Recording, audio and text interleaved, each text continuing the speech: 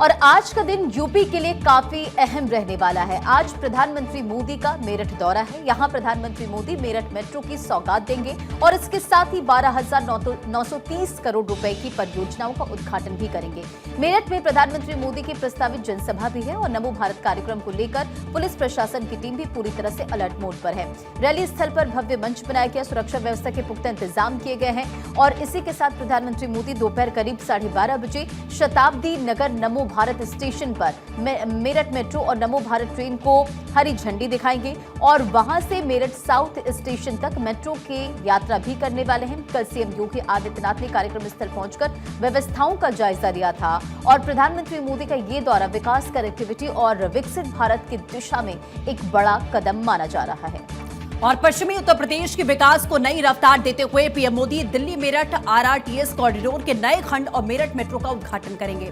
इस परियोजना के शुरू होने से दिल्ली के सराय काले खां से मेरठ के बेगम पुल तक 82 किलोमीटर की दूरी महज 55 मिनट में तय हो जाएगी। तो आज से दिल्ली मेरठ नमो भारत की शुरुआत। नमो भारत ट्रेन अपनी 160 किलोमीटर प्रति घंटे की बेमिसाल रफ्तार के साथ दिल्ली, गाजियाबाद और मेरठ के लाखों यात्रियों को बड़ी राहत देगा। अब यात्रियों को घंटों के ट्रैफिक जाम से मुक्ति मिलेगी और वो 1 घंटे से भी कम समय में अपने गंतव्य तक पहुंच पाएंगे। तो दिल्ली मेरठ कॉरिडोर की भी बात करते हैं। दरअसल 82 किलोमीटर का ये कॉरिडोर है और राजधानी को मेरठ के मुख्य केंद्रों से जोड़ता है। इस पूरे रूट का कुल 16 नमो भारत स्टेशन बनाए गए हैं और जो कि जंगपुरा से शुरू होकर मोदीपुरम तक जाते हैं। फिलहाल न्यू अशोकनगर से मेरठ साउथ के बीच में 55 किलोमीटर के हिस्से में 11 स्टेशन पर इसका परिचालन शुरू कर दिया गया था, लेकिन मेरठ को बम्पर तोहफा मिलने वाला है। नमो भारत के साथ साथ आज से मेरठ मेट्रो का भी विधिवत शुभारंभ हो जाएगा। शहर के अंदर यातायात को सुगम बनाने के लिए ये क्रांतिकारी कदम के तौर पर देखा गया है। मोदीपुरम से मेरठ साउथ के बीच में कुल 13 मेट्रो स्टेशन बनाए गए हैं। एक बार में लगभग 700 यात्री मेट्रो में सफर करेंगे। यात्रियों को लंबा इंतजार नहीं करना होगा। हर 7 मिनट में मेट्रो स्टेशन पर मेट्रो उपलब्ध होगी। तो मेरठ टू दिल्ली नमो भारत की भी बात करते हैं कि इसके बीच में कौन कौन से स्टेशन होंगे। इस रूट पर मुख्य रूप से सराय काले खां, न्यू अशोकनगर, आनंद विहार, साहिबाबाद, गाजियाबाद, गुलधर, दुहाई, मुरादनगर, मोदीनगर साउथ और नॉर्थ मेरठ साउथ, शताब्दी नगर, बेगम पुल और मोदीपुरम जैसे महत्वपूर्ण स्टेशन शामिल होंगे। इस परियोजना के पूरे होने के बाद में दिल्ली एनसीआर के बीच में कनेक्टिविटी का एक नया अध्याय यहीं से शुरू होने वाला है, जो कि न सिर्फ समय बचाएगा बल्कि क्षेत्र के आर्थिक रूप से भी क्षेत्र को रफ्तार देने वाला है। पीएम मोदी के कार्यक्रम की टाइमलाइन क्या है, एक बार इस पर भी नजर डालते हैं। दरअसल पीएम मोदी के मेरठ दौरे की शुरुआत दोपहर 12:20 से शुरू हो जाएगी। पीएम सबसे पहले मेरठ के शताब्दी नगर नमो भारत स्टेशन जाएंगे। यहां वो मेरठ मेट्रो और नमो भारत ट्रेन के नए खंड को हरी झंडी दिखाकर रवाना करेंगे। हरी झंडी दिखाने के बाद में प्रधानमंत्री खुद मेरठ मेट्रो में सवार होंगे और शताब्दी नगर से मेरठ साउथ स्टेशन तक का सफर तय करेंगे। इस दौरान वो यात्रियों से सुविधाओं का भी जायजा लेने वाले हैं, यात्रियों से बात भी करने वाले हैं। दोपहर 1 बजे विकास की बड़ी सौगातें दी जाएंगी। दोपहर 1 बजे प्रधानमंत्री एक विशाल जनसभा को संबोधित करेंगे। इसी मंच से 12,930 करोड़ रुपए की विभिन्न विकास परियोजनाओं का उद्घाटन और शिलान्यास भी यहां से किया जाएगा। पीएम मोदी के इस दौरे को लेकर तैयारियां यहां पर कैसी हैं, हमारी सहयोगी आकांक्षा लगातार मेरठ से हमारे साथ जुड़ी हुई है। सीधे हम उनका रुख करते हैं। आकांक्षा, जिस तरीके से मेरठ की जनता लगातार इंतजार कर रही थी कि ये सौगात कब होगी, एक खंड पहले से संचालित था, लेकिन अब दिल्ली से मेरठ जाना बहुत आसान होगा। क्या तैयारियां हैं, लोगों में कैसा उत्साह है? बिल्कुल सृष्टि, मैं सीधा आपको तस्वीरें दिखा देती हूँ क्योंकि इस वक्त मैं शताब्दी नगर स्टेशन पर मौजूद हूँ। हालांकि यहाँ पर अभी क्योंकि यहीं पर सबसे पहले प्रधानमंत्री पहुँचेंगे, जैसे ही मेरठ पहुँचेंगे उसके बाद सबसे पहला पड़ाव यही स्टेशन होगा जहाँ पर प्रधानमंत्री नरेंद्र मोदी कार से सीधा पहुँचेंगे। लोगों को यहाँ पर अभी टिकने नहीं दिया जा रहा है क्योंकि 10 बज चुके हैं और अब महज हम कह सकते हैं कि 2 घंटे का वक्त बाकी है। 11:50 का वक्त है जब प्रधानमंत्री नरेंद्र मोदी सीधा मेरठ पहुँचेंगे और वो यहीं पर सबसे पहले आएंगे जहाँ बच्चों से बात करेंगे, श्रमिकों से बात करेंगे, जो बच्चों का चयन किया गया है, जिनके साथ सफर करने वाले हैं रैपिड रेल में प्रधानमंत्री मोदी। इनका सिलेक्शन भी पीएमओ की तरफ से किया गया है। फिर यहीं से बच्चों से बातचीत करते हुए इस शताब्दी नगर स्टेशन से सीधा मेरठ साउथ तक जाएंगे, जिसमें महज 7 से 10 मिनट का समय लगने वाला है और फिर वहां से जनसभा स्थल जाएंगे।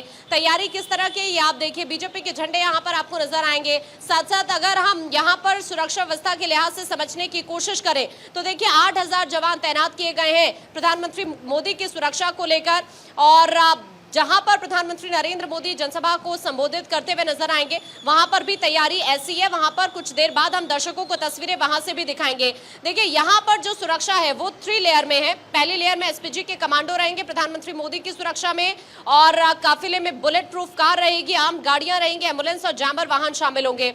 100 जवान इसमें तैनात रहने वाले हैं। पीएम के काफिले में एसपी रैंक के 150 अधिकारी होंगे, 100 प्रशासनिक अधिकारी होंगे जिन्हें सुरक्षा में शामिल किया गया है। पूरा का पूरा जो एरिया है इसको नो फ्लाई जोन घोषित किया गया है। दिल्ली रोड से लेकर मेरठ साउथ स्टेशन तक शताब्दी नगर में सड़क के बीच सभी कट्स को बंद किया गया है, जो आपको यहाँ पर भी नजर आएगा। बैरिकेड्स लगाए गए हैं और ये जितने भी कट है यहाँ शताब्दी नगर से लेकर आगे मेरठ साउथ स्टेशन तक, क्योंकि यहीं से प्रधानमंत्री ट्रैवल करेंगे मेरठ साउथ तक, यहीं पर सबसे पहले पहुंचेंगे। और ये जितने भी कट हैं इनको सबको बंद कर दिया गया है। नो फ्लाई जोन ये घोषित किया गया है।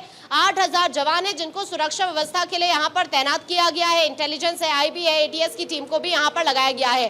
अब जब हम बात करते हैं मेरठ में जो लोग सफर करने वाले हैं इन लोगों की, क्योंकि आज सिर्फ रैपिड रेल की सौगात नहीं देने जा रहे हैं प्रधानमंत्री, आज मेरठ मेट्रो की सौगात भी प्रधानमंत्री नरेंद्र मोदी आज यहाँ पर लोगों को देने जा रहे हैं। तो जब मेरठ मेट्रो की हम बात करते हैं या फिर पूरे के पूरे इस कॉरिडोर की बात करते हैं, क्योंकि सेकंड फेज है, आप जानती है, पहले दुआई तक को इसको शुरू किया गया, साहिबाबाद से दुआई तक का सफर शुरू किया गया, और अब सीधा ये मोदीपुरम तक का सराय काले खां से पूरा का पूरा स्ट्रेच है जिसको अब शुरू होने जा रहे हैं। आज शाम से शुरू हो जाएगा जैसे प्रधानमंत्री नरेंद्र मोदी। बिल्कुल आकांक्षा, जैसा आपने कहा कि एक अध्याय पहले शुरू हो चुका था और दूसरे की शुरुआत यहाँ पर हो रही है, लेकिन जिस तरीके से कहा जा रहा है कि यहाँ आर्थिक रूप से भी एक बड़ा फायदा यूपी सरकार को होने वाला है, क्योंकि कनेक्टिविटी बढ़ रही है, लोगों का आना जाना बढ़ेगा। इसी के साथ में जो जाम की समस्या थी सबसे बड़ी, वो यहाँ उससे निजात मिलती हुई लोगों को दिखेगी, क्योंकि मेरठ से अगर जैसा आपने बताया था कि अब गुड़गांव का सफर भी आसान हो जाएगा, क्योंकि मेट्रो की कनेक्टिविटी भी है, तो एक छोर से लेकर दूसरे छोर को जोड़ने का ये जो काम है वो बखूबी यहाँ पर किया जा रहा है।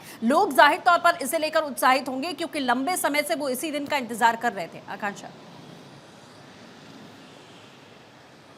बिल्कुल, मैं एक एक करके आपको इसका जवाब देती हूँ। पहले अगर हम मेरठ छोर के अंदर की पूरे की बात करें, दिल्ली रोड पर इस वक्त मैं हूँ। अगर आप देखेंगे ना सृष्टि, आज तो क्योंकि पीएम यहाँ पर आने वाले हैं तो इस वजह से पूरी सड़क आपको खाली नजर आएगी, लेकिन अगर आप हर रोज देखें तो सुबह 8:30 बजे से इस पूरी रोड पर ट्रैफिक शुरू होता है और शाम के 8:30-9 बजे तक ये पूरी की पूरी रोड पैक रहती है, क्योंकि ये रास्ता वो है जो अंदर सीधा बेगमपुल जा रहा है, अंदर सीधा शास्त्री नगर जा रहा है, शताब्दी नगर इस वक्त मैं मौजूद हूँ, यहाँ पर ये रास्ता सीधा परतापुर से होकर आता है। तो क्या है ना कि ये रास्ता जो अंदर के लोग, जो मेरठ के लोग हैं, जब दिल्ली जाते हैं तो इसी रास्ते से वो ट्रैवल करते हैं, और इसी वजह से चूंकि सड़कें बहुत ज्यादा चौड़ी नहीं है, अब जो पूरा का पूरा मेरठ का ट्रैफिक है वो यहीं से जाता है और इसी वजह से ये पूरी की पूरी सड़कें पैक रहती हैं। अब क्या है कि यहाँ से अगर मेट्रो की शुरुआत हुई है तो ये पूरा का पूरा जो जाम है वो छट जाएगा। यहाँ पर लोगों को सबसे बड़ी राहत तो ये है, क्योंकि अंदर अगर आप बेगमपुल की तरफ जाती हैं तो जो लोग दिल्ली से आते हैं, या तो वो सीधा, अगर किसी को जाना है हरिद्वार, ऋषिकेश या फिर मुजफ्फरनगर की साइड, तो वो सीधा हाईवे से निकलते हैं, लेकिन जिन लोगों को अंदर की साइड जाना है, आबुलेन जाना है, बेगमपुल जाना है, तो उन लोगों को इसी रास्ते से होकर आना पड़ता है। यही मेन रोड है। अब क्या है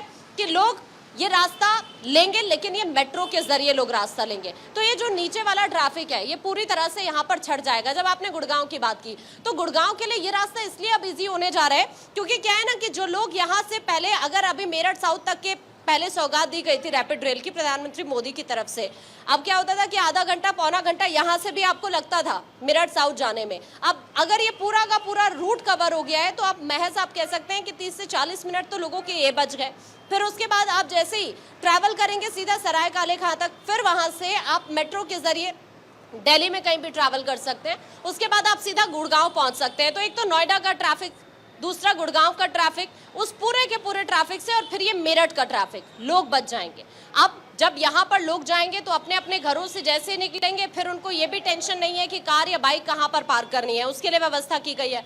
जो मेट्रो स्टेशन है वहाँ पर अलग व्यवस्था की गई है, टोकन लेने की जरूरत नहीं है, एक QR कोड मिलता है, उसी को आप स्कैन कीजिए और फिर उसी से आप आगे बढ़ते हुए चले जाइए। तो इस तरह की व्यवस्था यहाँ पर की गई है। फिर अभी तो क्या है ना कि जाहिर सी बात है, आप जानती हैं पासेस लोगों के पास होते हैं, तो आप मेट्रो कार्ड बनवाइए तो उसमें भी आपका और ज्यादा समय बच जाता है। तो ऐसे ये पूरा का पूरा सफर, ये जो कनेक्टिविटी है वो बहुत ईजी अब लोगों के लिए हो गई है। अब देखिए, फिर हम नहीं भूल सकते राजनीतिक समीकरण, सबसे बड़ा इंपॉर्टेंट फैक्टर ये है, क्योंकि उत्तर प्रदेश के अंदर होने जा रहे हैं अब चुनाव। पहले पंचायत चुनाव है और फिर उसके बाद विधानसभा के चुनाव है। अब आप सृष्टि नहीं भूल सकती, लोकसभा चुनाव में पीडीए फॉर्मूले की वजह से समाजवादी पार्टी को बहुत ज्यादा फायदा हुआ था। उसकी काट के तौर पर बीजेपी बार बार विकास का मुद्दा लाती है। आज यहां से जैसे प्रधानमंत्री नरेंद्र मोदी सौगात देंगे तो वो पूरे के पूरे वेस्ट यूपी को साधने की कोशिश होगी। अभी यहां पर 3 जिले हैं, जिसमें आप हापुड़ ले लीजिए, जिसमें आप गाजियाबाद ले लीजिए, जिसमें आप मेरठ ले लीजिए। 12 विधानसभा की सीटें आती हैं और इन 12 की 12 विधानसभा सीटों को आप गाजियाबाद से, फिर ये हापुड़ से और फिर मेरठ से होते हुए साधने की कोशिश प्रधानमंत्री नरेंद्र मोदी मेरठ की धरती से करेंगे। पश्चिमी यूपी में विधानसभा चुनाव, पंचायत चुनाव से पहले ये पहली जनसभा प्रधानमंत्री नरेंद्र मोदी की होने जा रही है, जिसे चुनावी शंखनाद के तौर पर माना जा रहा है। यहां से आज प्रधानमंत्री का संदेश बहुत इंपॉर्टेंट हो जाता है। पश्चिमी यूपी के जो बड़े बड़े मुद्दे हैं उनका जिक्र करते हुए प्रधानमंत्री नजर आएंगे। हालांकि अश्विनी वैष्णव मौजूद रह सकते हैं, सीएम योगी यहां पर मौजूद होंगे, राज्यपाल यहां पर मौजूद होंगी। सबसे खास बात इस वक्त यही है कि राजनीतिक समीकरणों को किस तरह से साधा जाए। जो नुकसान पिछले चुनाव में लोकसभा के हुआ है, पार्टी जाहिर सी बात है कोशिश करेगी जो 403 विधानसभा की सीटें हैं उत्तर प्रदेश के अंदर। बिल्कुल ठीक है आकांक्षा, जैसा आपने जिक्र किया कि इससे फायदा स्थानीय क्या होने वाला है और दूसरी ओर इसके राजनीतिक समीकरण क्या है। आप नजर बना रखिएगा, आपसे अपडेट लेते रहेंगे। फिलहाल के लिए शुक्रिया।